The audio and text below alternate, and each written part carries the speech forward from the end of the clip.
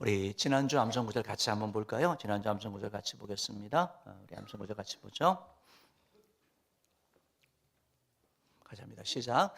내 사랑하는 형제들아, 너희가 알지니 사람마다 듣기는 빨리 즉시하고 말하기는 더디하며 성내기도 더디하라. 야고보서 1장 19절 말씀. 아멘. 말하는 거 또 듣는 거, 성내는 거 기억하시고 이렇게 살아가면 좋겠습니다. 그래서 우리가 들어야 될 말 들어야 되겠고요. 또 우리가 하지 말아야 될 말 하지 않는 것이 지혜인 것 같습니다. 말하는 거 듣는 거 그리고 성내는 거 더디하라는 말씀 기억하시고 살아갑시다. 우리 이번 주 말씀 같이 보겠습니다. 이번 주 말씀입니다. 시작. 사람이 성내는 것이 하나님의 의를 이루지 못함이라. 야고보서 1장 20절 말씀. 아멘. 이 말씀 가지고 또 한 주간 묵상하면 좋겠습니다. 먼저 주님의 은혜가 우리 장로 성도들 가운데 가득하기를 바랍니다. 여러분들의 기도와 또 관심 가운데 지난주 우리 장로님과 우리 권사님 세 분, 우리 5명이 이제 필리핀 지역을 이렇게 다녀왔습니다. 비코를 다녀왔는데요. 그래서 미래학교 졸업식을 이렇게 참여했고 또 행사를 같이 이렇게 동참을 했습니다. 미래학교 학생들과 함께하는 그런 활동의 시간을 이렇게 가졌고 또한 수요일 같은 경우가 수요일이 아마 공휴일이었던 것 같습니다. 그래서 필리핀의 공휴일이어서 그날 필리핀 개척교회 목회자들의 그러한 강의를 세 번 강의를 했고요. 그리고 저녁에는 평신도 지도자들 교육을 2번 이렇게 했습니다. 또한 이번에는 우리가 원로 목사님을 통하여 시작되어 있던 전도하는 그런 개척자 목회자 교회를 3군데를 방문을 했습니다. 그래서 어떻게 결과가 있는지 어떻게 열매를 맺고 있는지 돌아보고 3군데 방문하면서 열심히 복음 전하고 제사 담으려고 하는 그 모습을 보면서 많은 도전을 이렇게 받기도 했고요. 또한 심은혜 선교사님이 섬기고 있는 그러한 개척교회에도 3군데 방문해서 또 함께 예배하기도 하고 또 복음을 전하기도 하고 하는 그런 시간을 가지고 왔습니다. 너무나 감사하고 이번에 함께 이렇게 가시는 분들이 갈 때 이렇게 좀 뭐 염려면 염려고 아니면 뭐 기도 제목이면 기도 제목인데 가시는 분들이 이제 다 건강하신 분이 아니었거든요. 그래서 우리가 평상시 예배 드릴 때도 앞자리에 못 앉는 이유가 허리가 아파서 아니면 중간에 일어나야 되고 그렇기 때문에 앞에서 못 드리시는 분들인데 선교를 가신다라는 거죠. 그래서 제가 기도가 됐겠죠. 기도가 됐겠죠. 그래서 기도를 했는데 아마 여러분이 기도하시고 본인들도 기도하고 하셨는데 막 여기서는 잘 걷지도 못하시는 분들이 필리핀에 딱 내리니까 하나도 안 아픈 사람처럼 걷기 시작하는 거예요. 그래서 뭐 얼마나 그냥 막 씩씩하게 걷는지 아픈 사람인지 모를 정도로 본인이 아프지를 않다 그러시더라고요. 그리고 공항에서부터 우리 성교관까지 약 이렇게 보통 낮에 같은 경우는 2시간 거리거든요. 그러니까 다 멀미를 하시는 분들인데 멀미를 안 했다 그러더라고요. 멀미가 나지 않고 또 뭐 차가 덜컹덜컹해서 저도 깜짝깜짝 놀랐는데 비명 소리는 들렸지만 그렇지만 아프지는 않았다고. 그래서 성령의 그런 역사가 있었던 그런 시간이었고 뭐 또 수면이 부족하고 그렇지만 또 다 이렇게 잘 감당하게 하는 거 성령의 충만한 가운데 잘 다녀왔고 또 이렇게 우리가 공항에서 좀 나눔의 시간을 가졌는데 다 이렇게 또 귀한 그런 시간이었다. 본인의 삶에 참 의미 있는 시간이었다라고 말씀하시는 것을 들었습니다. 이제 교회에서 우리가 이제 전도와 선교를 계속해 나가려고 하고 또 이런 부분들 올해도 이렇게 또 추진하는데 또 여러분들 보시고 여러 가지 상황이 있지만 그러나 갔다 오면 확실히 다릅니다. 그래서 기도의 내용도 다르고 또 선교에 대한 마음도 달라지니까 또 좀 그런 성령님이 그런 마음 주신다면 또 길을 찾고 또 기도하면서 우리가 전도와 선교의 이런 마음을 품고 나가는 그런 교회가 되면 참 좋겠습니다. 이제 오늘이 이제 종려주일이잖아요. 종려주일인데 이제 오늘을 종려주일이라고 부르는 이유가 예수님께서 예루살렘 성에 이제 입성을 하실 때 사람들이 예수님을 환영을 했거든요. 환영을 하면서 그들이 한 일이 뭐냐면 그들의 겉옷을 벗어서 길에 깔기도 하고 또한 종려나무 가지를 꺾어서 길에 깔고 또 흔들면서 호사나 다윗의 이름으로 오시느니 하면서 예수님을 환영을 했습니다. 그래서 그 종려나무 가지를 꺾어서 예수님을 환영한 데서 종려주일이라고 이렇게 불려지게 되는 것이죠. PPT를 한번 보여주시면 이제 종려나무라고 하는 것이 저런 것을 가지고 있는 것이고, 그래서 다음 사진도 보여주시면 저런 나무가 이제 흔하죠. 다음 사진 보여주시면 영화에서도 보면 저렇게 길에 보이는 것처럼 저렇게 깔아서 예수님을 환영한 데서 종려주리라가 불린다라는 걸 기억하면 되겠습니다. 또한 이들이 예수님을 향하여 호산나 다윗의 자손이여라고 얘기했던 것처럼 우리를 구원해 달라는 말이죠. 그런데 그래서 이날을 종려주일이라고 부르기도 하고 또 호산나 주일이라고 부르기도 한다라는 걸 이렇게 아시면 되겠고, 이제 오늘부터 시작해서 내일부터 이제 고난 주간이 이렇게 시작되는 그런 의미가 있는 것입니다. 여러분, 기독교라고 하면 기독교의 상징이 뭘까요? 기독교하면 뭐가 떠오르세요? 아마 십자가가 다 떠오른다고 대답하실 거예요. 정말 기독교의 상징은 십자가고, 십자가를 보면 기독교를 우리가 알 수 있는 것이죠. 십자가 없는 기독교는 기독교라고 할 수도 없는 것이고, 십자가의 그 은혜를, 십자가에 관심을 두지 않는 교회는 예수님의 참된 제자라고 하기가 어렵죠. 십자가를 전하지 아니하고 십자가로 초청하지 않는 교회도 역시 참된 교회라고, 주님이 기뻐하는 교회가 될 수 없다는 것을 알게 되는 것입니다.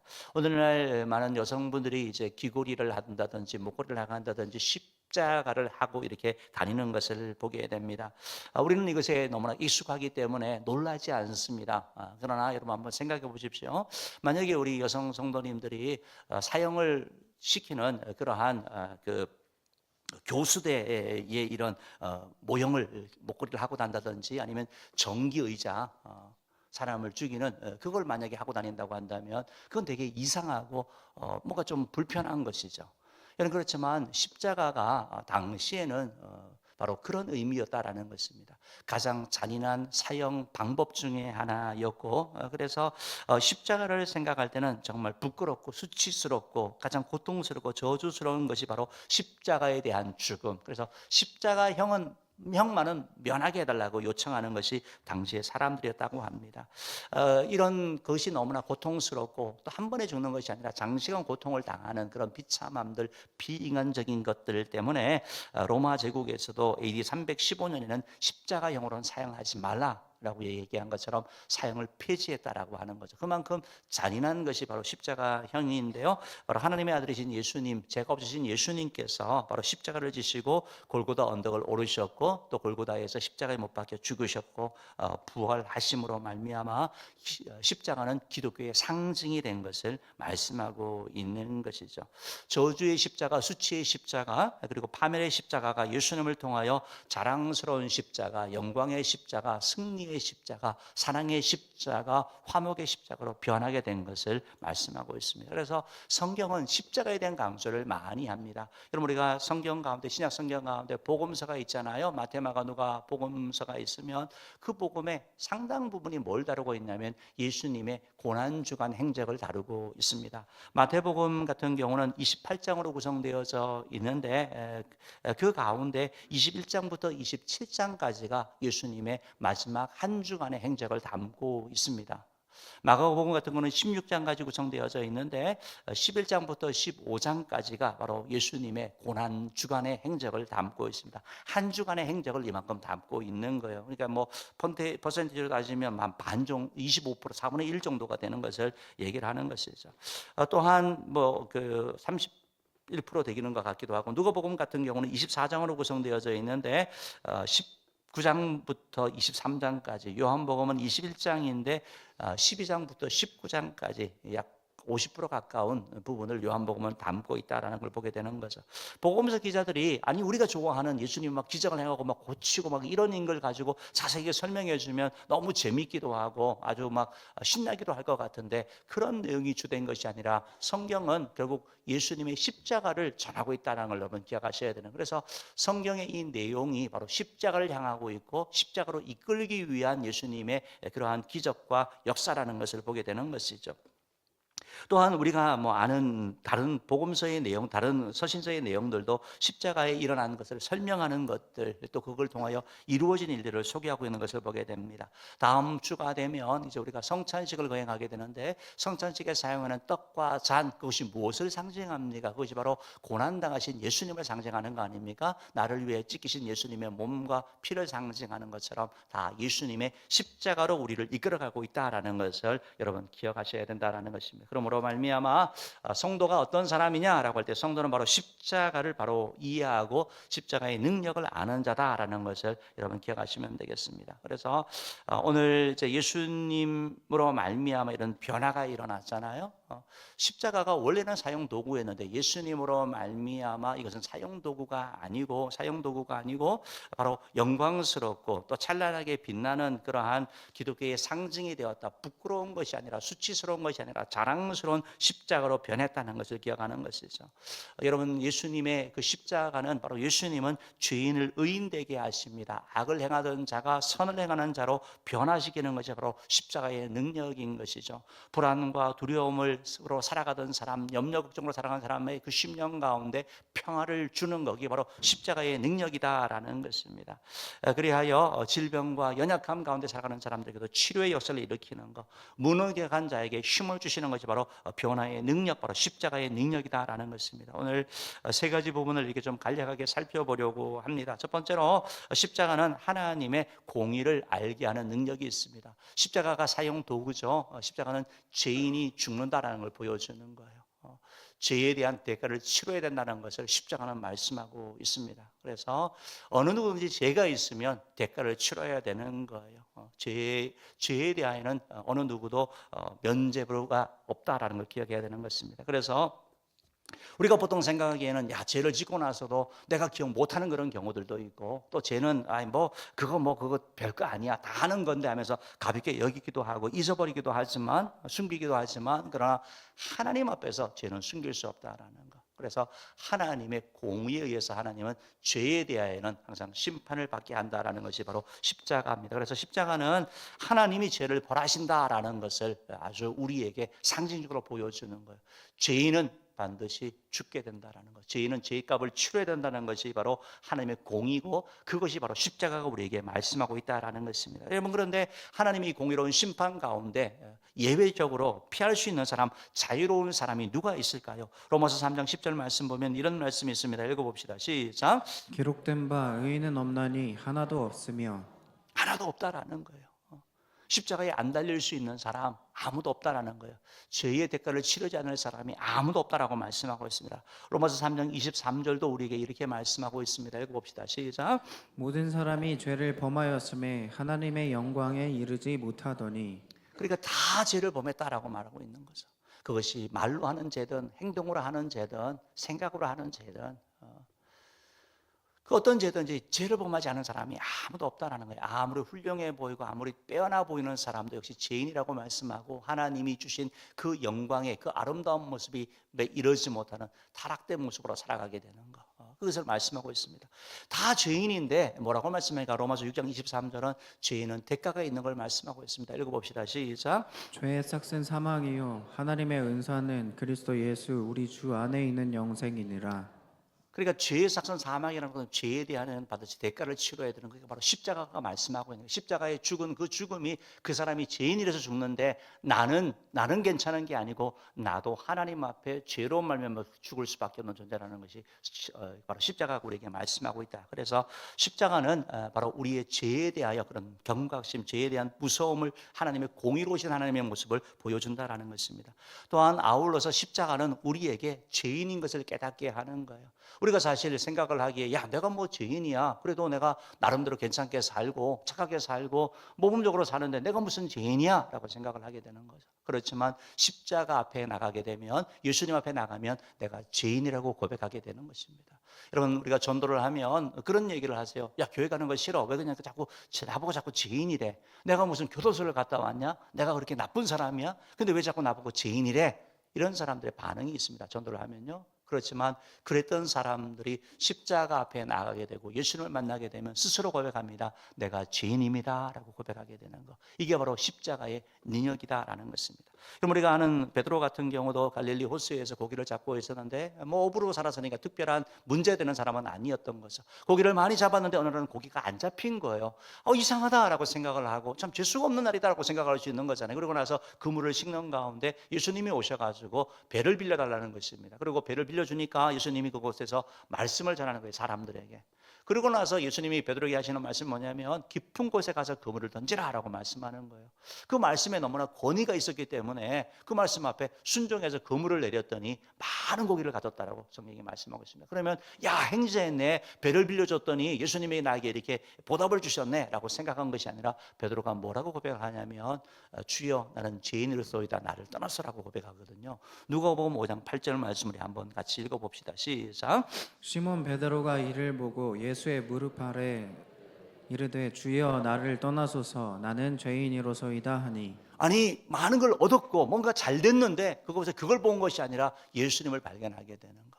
그러니까 때때로 우리 삶 가운데 축복이 오기도 하고 고난이 오기도 하고 어려움이 오기도 하고 기쁜 일이 있고 슬픈 일이 있어지는데 그걸 통해서 그 배후에 역사하시는 주님을 볼 수 있는 거, 이게 바로 베드로가 누린 축복인 거예요. 그래서 베드로는 자신을 발견하고 나서 나는 죄인이로소이다, 나를 떠나소서라고 고백을 한 걸 보게 되는 것입니다.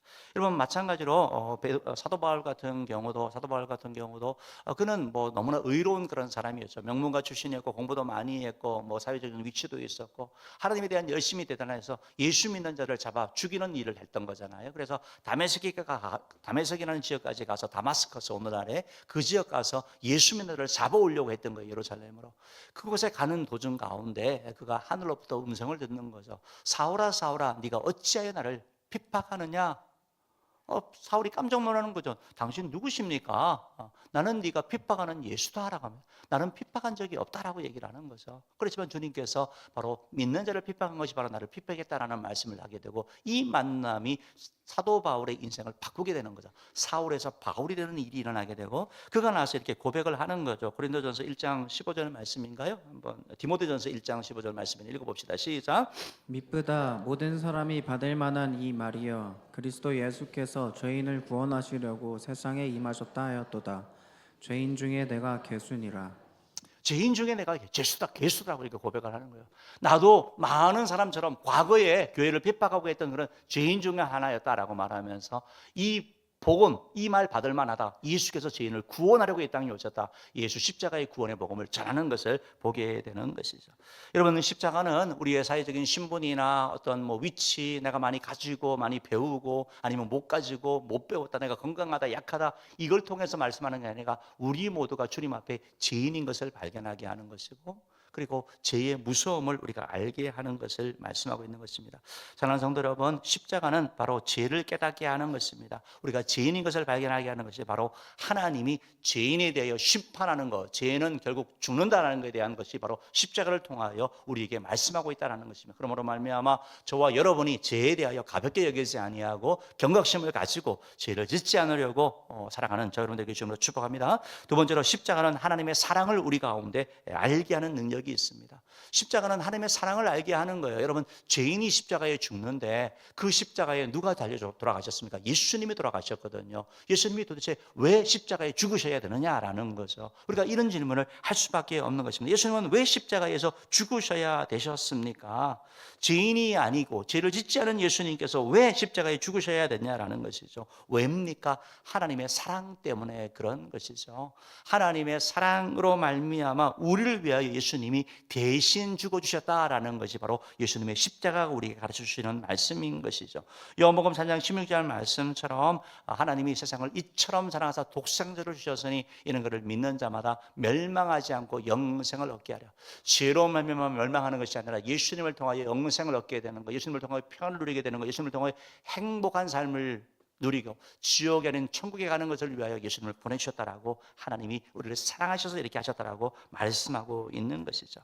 여러분, 우리가 죄가 있지만 죄를 없애보려고 얼마나 애를 씁니까? 착하게 삶을 살아보기도 하고 공부를 해보기도 하고 뭐 나름대로 뭐 고행을 때로는 하기도 하고 뭔가를 해서 죄를 없애보고 싶은 거죠. 그리고 내가 뭔가를 좀 하면 뭔가 좀 뿌듯함도 있는 것 같고 뭔가 좀 뭔가 느끼는 것이 있는 것 같습니다. 그렇지만 그런 어떤 행위들이 우리의 죄의 문제를 해결할 수 없다라는 것입니다. 여러분, 목욕탕에 가서 뭐 때를 아무리 잘 믿는다 하더라도 몸은 깨끗해질 수 있지만 여러분, 속에 있는 죄는 해결할 수 없다라는 거예요.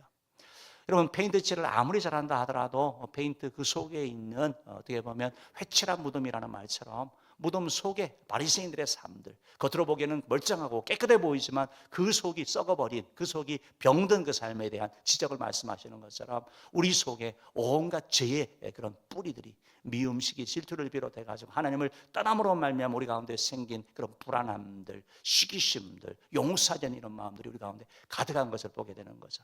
이것을 우리 힘으로 해결하지 못하는데, 이 죄가 있으면 결국 우리 삶의 파괴를 가져오게, 결국 멸망에 가게 하니까 하나님께서 우리를 위하여 예수님을 보여해 주신 것을 말씀하고 있는 거죠. 예수님께서 왜 예루살렘 성에 들어가셨습니까? 마태복음, 마가복음 10장 33절에 이렇게 말씀하고 있죠. 읽어봅시다. 시작. 예루살렘으로 올라가는 길에 예수께서 그들 앞에 서서 가시는데 그들이 놀라고 따르는 자들은 두려워하더라. 이에 다시 12제자를 데리시고 자기가 당할 일을 말씀하여 이르시되 33절이요. 보라 우리가 예루살렘에 올라가노니 인자가 대제사장들과 서기관들에게 넘겨짐에 그들이 죽이기로 결의하고 이방인들에게 넘겨주겠고 그들은 능욕하며 침뱉으며 채찍질하고 죽일 것이나 그는 3일 만에 살아나리라 하시니라. 그러니까 예수님께서 지금 예루살렘에 들어가신 이유가 뭐예요? 그들이 기대처럼 뭔가 로마를 몰아내고 뭔가 자리를 찾기 위해서가 아니라 십자가를 지기 위해서 가시는 것을 말씀하는 거예요. 그리고 죽기 위해서 예수님께서 들어가신 것을 말씀하고 있는 거예요. 우리의 죄를 대신 지시고 십자가에 못 박혀 죽기 위해서 예수님께서 가신 것을 말씀하는 거죠. 그래서 예수님의 그 십자가는 바로 대속의 죽음인 것을 말씀하고 있습니다. 그 대속의 죽음은 뭐냐? 하나님이 우리를 사랑하신다라고 말씀하고 있는 거거든요. 하나님의 사랑이 이렇게 나타났다라고 말씀하고 있는 거죠. 로마서 5장 8절 이렇게 말씀합니다. 읽어봅시다. 시작. 우리가 아직 죄인 되었을 때에 그리스도께서 우리를 위하여 죽으심으로 하나님께서 우리에 대한 자기의 사랑을 확증하셨느니라. 여러분, 내가 죽어야 되는데 내 대신 예수님이 죽어주시는 거예요. 이게 십자가가 말하고 있는, 여러분 십자가를 바라볼 때 그런 생각을 하는 거죠. 무섭다. 죄에 대한 그런 두려움을 가지는 것만 아니고 그 가운데는 하나님의 사랑이 있는 거예요. 내 대신 예수님이 죽어주셨다. 하나님이 나를 사랑하신다고 십자가가 말하고 있는 거예요. 때로 우리가 살면서 누가 나를 과연 사랑해 줄까? 나처럼 나 같은 사람, 때로 내 자신도 마음에 안 드는데 누가 과연 나를 사랑해 줄까 할 때 십자가가 말씀하는 거예요. 하나님이 너를 사랑해. 하나님이 너를 포기하지 않아. 하나님이 너를 떠나지 않아. 하나님이 너를 버리지 않으라고 십자가가 그걸 선포하고 있는 거예요. 십자가는 우리에게 하나님이 여러분을 사랑하신다라고 강력하게 말씀하고 있는 거예요. 어느 만큼 도대체 나를 사랑하느냐 하나님. 아니 그냥 하나님이시니까 나 그냥 정말 눈꽃만큼 사랑하는 거 아니에요? 라고 주님께서 말씀하는 거죠. 내가 너를 이만큼 사랑한다. 내가 목숨을 버려서 너 대신 죽을 만큼 사랑한다라고 주님께서 선포하는 것이 바로 십자가라는 것이죠. 사랑하는 여러분, 십자가를 바라볼 때마다 여러분 감격하시기 바랍니다. 하나님이 여러분을 사랑하시는 거예요. 세상 어느 누구도 나를 아무리 사랑한다 하더라도 자신의 것을 희생해서 하는 것은 제한적이고 한계가 있습니다. 그런데 하나님은 죄인인 우리가 죄인 되었을 때 자격이 없는데도 불구하고 뭔가 뭘 해서가 아니고 우리 존재 자체를 사랑하셔서 우리를 위하여 대신 죽어주실 만큼 사랑하셨다는 사실을 기억하심으로 말미암아 십자가를 바라볼 때마다 나를 사랑하는 분이 계시지, 하나님이 나를 사랑하시지, 나를 떠나지 않으시고 나를 버리지 않으시지, 그 사랑으로 말미암아 위로받으시고 그 사랑에 감격하며 나가는 저와 여러분들을 주님으로 축복합니다. 마지막 세 번째로 십자가는 죄인을 구원하는 능력이 있습니다. 예수님이 만약에 십자가에 죽으셨으면 그거로 끝났을 것인데 주님은 부활하셨습니다. 사망을 저렇게 들고 부활하심으로 말미암아 주님께서 바로 승리자가 되시고 그 예수님의 십자가를 믿는 자, 주님 앞에 나오는 자가 동일하게 예수님과 부활하는, 구원하는, 살아나는, 죽음이 생명이 되는, 절망이 희망이 되는, 미움이 사랑이 되는 역사를 일으키는 것, 바로 십자가의 능력이 그 가운데 있는 것입니다. 고린도전서 1장 18절 말씀 보면 이런 말씀이 있는 거죠. 읽어봅시다. 시작. 십자가의 도가 멸망하는 자들에게는 미련한 것이요 구원을 받는 우리에게는 하나님의 능력이라.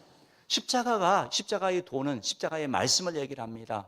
바로 그리스도의 복음을 얘기를 하는 것이죠. 그리스도의 복음은 바로 십자가를 얘기를 하는 거거든요. 그러니까 하나님이 우리를 사랑하셔서 죄인인 우리를 구원하기 위하여 예수님을 보내주셨고 예수님이 우리의 죄를 대신 지시고 십자가에 못 박혀 죽으셨다. 그리고 부활하셨다. 그 예수님 앞에 나와 죄를 회개하고 그 예수님을 믿기만 하면 하나님과의 관계가 회복되어지고 천국 가게 된다. 이게 바로 십자가의 복음이거든요. 근데 이 십자가의 복음이 누구에게는 미련하게 들리는 거예요. 그게 말이 되는 소리야?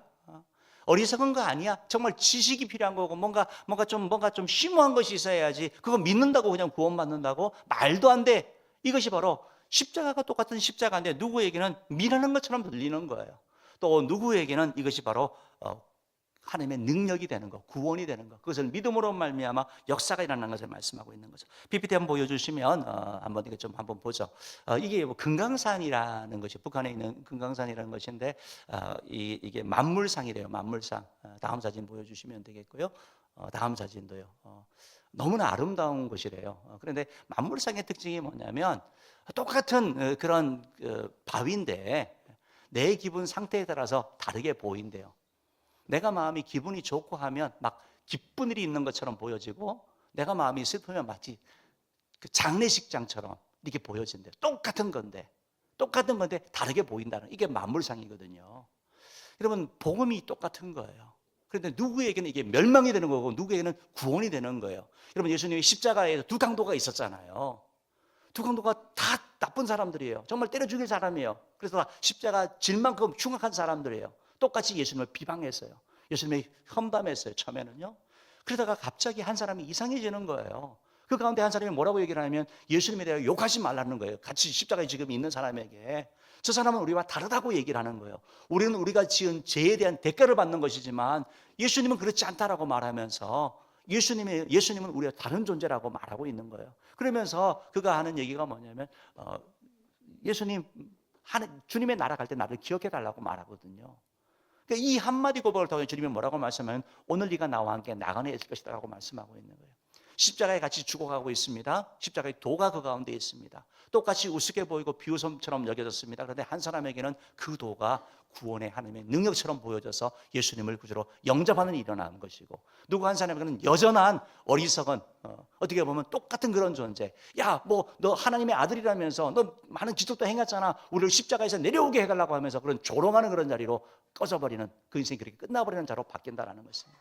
사랑하는 여러분, 십자가는 멸망하는 자에게는 부끄러운 것이지만 구원을 얻는 우리에게는 하나님의 능력이 되는 거예요. 능력이 되는 거예요. 그래서 십자가가 변화시키는 거예요. 우리의 존재를 변화시키는 겁니다. 우리를 죄로부터 구원하여 주는 것이고 죄로 말미암아 하나님과 파괴된 그 삶들, 그 인생들을 주님께서 구원하여 주시는 거예요. 그 가정을 구원하시고 그 육체의 질병을 치료하시고 마음의 병을 치료하시고 영적인 눌림에서 구원하여 주시는 일이 바로 십자가를 통해서 일어나게 되는 거.